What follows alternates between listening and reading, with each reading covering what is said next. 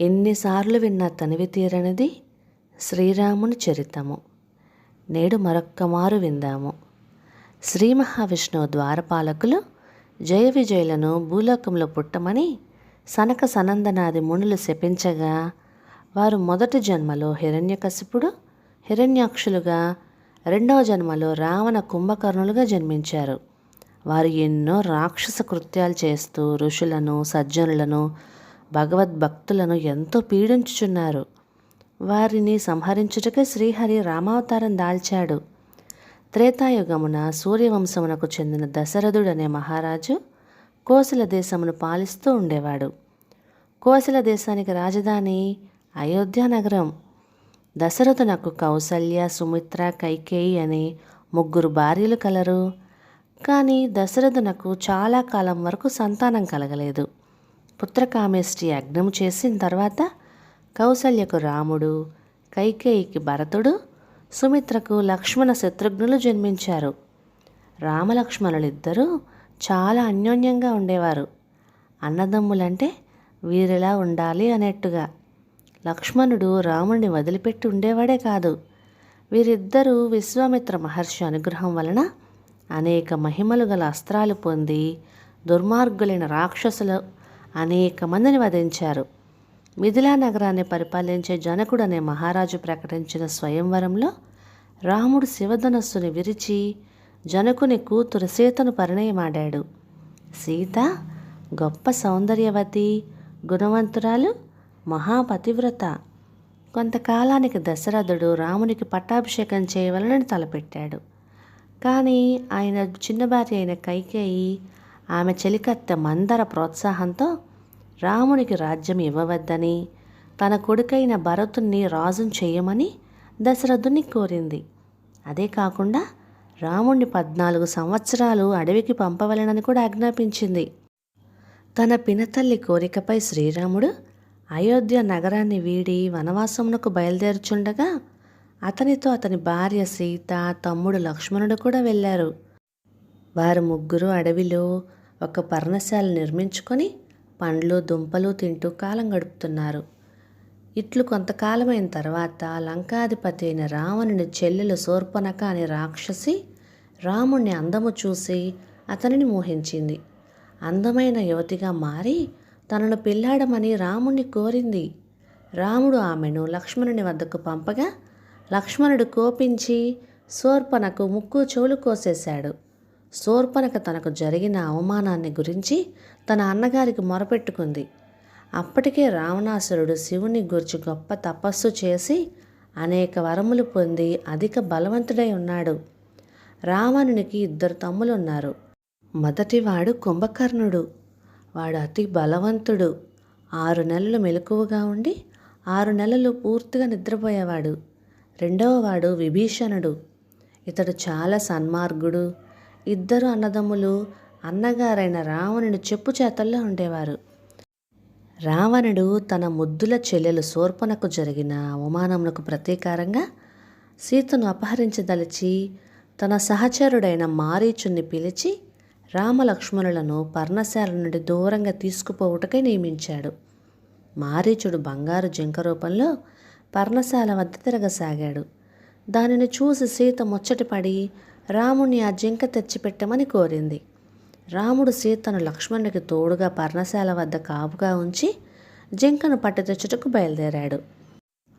జింక ఎంతకు దొరకకపోవుటచే ఒక బాణమును సంధించి జింక వైపు వదిలాడు. ఆ బాణం తగలగానే జింక మారీచునిగా మారి హా లక్ష్మణ, హా సీత అని అరుస్తూ ప్రాణాలు విడిచింది. ఆ కేకలు విని రాముడు ఆపదలో ఉన్నాడని తలచి లక్ష్మణుడు ఎంత చెప్పినా వినకుండా రాముని సహాయమునకు పంపింది. లక్ష్మణుడు చేయనది లేక తన వదిన గారిని ఆజ్ఞ పాటిస్తూ వెళ్లే ముందు పర్ణశాల ముందు ఒక గీత గీసి ఎట్టి పరిస్థితుల్లోనూ ఆ గీతను దాటవద్దని సీతను ప్రార్థించి వెళ్ళాడు. ఆ గీతనే లక్ష్మణరేఖ అంటారు. ఆ గీత ఎంతో మహత్తు గలది. దాన్ని ఎవరైనా బయట నుంచి వచ్చిన వారు దాటుటకు ప్రయత్నిస్తే వారిని మంటలు అడ్డగిస్తాయి. అదే అదనుగా రావణుడు సన్యాసి రూపంలో పర్ణశాల వద్దకు వచ్చి భవతి భిక్షాందేహి అంటూ సీతను భిక్ష అడిగాడు. సీత ఫలములతో పర్ణశాల నుండి బయటకు వచ్చి సన్యాసిని చూసి భిక్షను తీసుకొని పొమ్మని కోరింది. అందుకు ఆ కపట సన్యాసి మాయమాటలు చెప్పి సీతే గీత దాటునట్లుగా చేశాడు. వెంటనే ఆ సన్యాసి రావణుడిగా మారాడు. ఆ రూపము చూచి సీత మూర్ఛపోయింది. ఆ స్థితిలో ఉన్న సీతను రావణుడు అపహరించి తన పుష్పక విమానంలో లంకకు తీసుకొని పోయి అచ్చట అశోక వనములో బంధించాడు. రామలక్ష్మణులు పర్ణశాల వద్దకు వచ్చి సీత లేకపోవట చూచి ఇది రాక్షస మాయగా భావించి అడవి అంతయు సీత కోసం వెతికారు. కానీ సీత జాడ కనపడలేదు. వారు కొంత దూరం పోయిన తర్వాత జటాయువు అనే పక్షి రెక్కలు తెగి భూమిపై పడి కొన ఊపిరితో ఉన్నది. రామలక్ష్మణులు ఆ పక్షి వద్దకు వెళ్ళగా ఆ జటాయువు రావణుడనే రాక్షసుడు సీతను పుష్పక విమానంలో దక్షిణ దిశగా తీసుకుపోయి ఉన్నాడని, అడ్డుకోబోయిన తన రెక్కలు కత్తిరించాడని చెప్పి ప్రాణాలు వదిలింది. రామలక్ష్మణులు ఆ జటాయువుకు దహన సంస్కారాలు చేసి సీతను వెతుకుతూ దక్షిణ దిశ వైపు ప్రయాణమయ్యారు. రామలక్ష్మణులు దక్షిణ దిక్కున ఉన్న కిష్కింద రాజ్యానికి చేరగా అక్కడ వారికి ఆంజనేయుడు కలిశాడు. ఆంజనేయుడు వానర రాజైన సుగ్రీవునకు ప్రియమిత్రుడు. సుగ్రీవుని అన్న వాలి. అతడు మహాబలవంతుడు. వాలి సుగ్రీవునిపై కోపంతో అతనిని రాజ్యము నుంచి వెలివేశాడు. రామలక్ష్మణులు ఆంజనేయుని ద్వారా సుగ్రీవుని దీనగాథ విని అతనికి సహాయం చేయుటకు నిశ్చయించుకున్నారు. సుగ్రీవుని కలిసి వాలి చరిత్ర తెలుసుకొని తమ్ముణ్ణి బాధిస్తున్న వాలిని రాముడు సంహరించి సుగ్రీవుని కిష్కిందకు రాజును చేశాడు. సుగ్రీవుని ఆధీనంలోని లక్షలాది వానరులు సీత జాడను తెలుసుకొనుటకు అన్ని దిక్కులకు పంపగా ఆంజనేయుడు వాయుదేవుని కుమారుడు కదా, మహాబలవంతుడు, శ్రీరామునికి ప్రియమైన భక్తుడు. ఆంజనేయుడు సుగ్రీవుని ఆజ్ఞ ప్రకారం సముద్రము అవతల ఉన్న లంక చేరుకొని అక్కడ అశోకవనములో చెట్టు కింద కూర్చుని విలపిస్తున్న సీతను కలిశాడు. సీతకు తను రామబంటునని చెప్పి రాముడిచ్చిన ఉంగరమును ఆనవాలుగా సీతకు ఇచ్చాడు. సీత ఆ ఉంగరాన్ని చూసి అతడు తన రాముడు పంపగా వచ్చిన దూత అని తెలిసి సంతోషించింది. సీతను కలుసుకున్నట్లుగా ఆనవాలుగా ఆమె ఇచ్చిన చూడామణి ఆభరణమును తీసుకొని తిరుగు ప్రయాణంలో అడ్డుకున్న అనేక మంది రాక్షసులను చంపి లంకా పట్టణాన్ని కాల్చి ఆంజనేయుడు మరలా రాముని సన్నిధి చేరుకున్నాడు. సీత జాడ తెలియచేశాడు. రామలక్ష్మణులు సుగ్రీవుని వానర సైన్య సహాయంతో సముద్రంపై వారధి నిర్మించి లంకను చేరుకున్నారు. రావణుడి తమ్ముడైన విభీషణుడు మహాసాధ్వి అయిన సీతను తిరిగి రామునికి అప్పగించి అతనిని క్షమాపణ చెప్పుకోమని రావణునికి కోరగా రావణుడు కోపోద్రేకుడై విభీషణుడిని లంకారాజ్యం నుండి బహిష్కరించాడు. విభీషణుడు రాముని చేరి శరణు కోరాడు.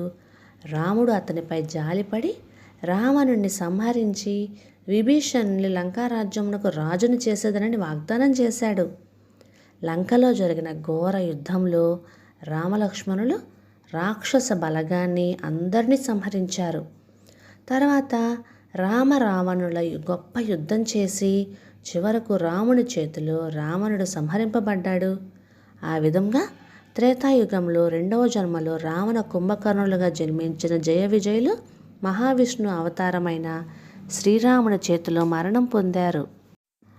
రావణ సంహారానంతరం రాముడు సీతను చెర నుండి విడిపించి లంకారాజ్యమునకు విభీషణుణ్ణి రాజును చేశాడు. సీత రామ లక్ష్మణులు ఆంజనేయునితో పుష్పక విమానంలో అయోధ్య చేరుకొనిరి. 14 సంవత్సరములు వనవాసం చేసి వచ్చిన తన అన్నగారైన రామునికి భరతుడు కోసల రాజ్యమును అప్పగించాడు.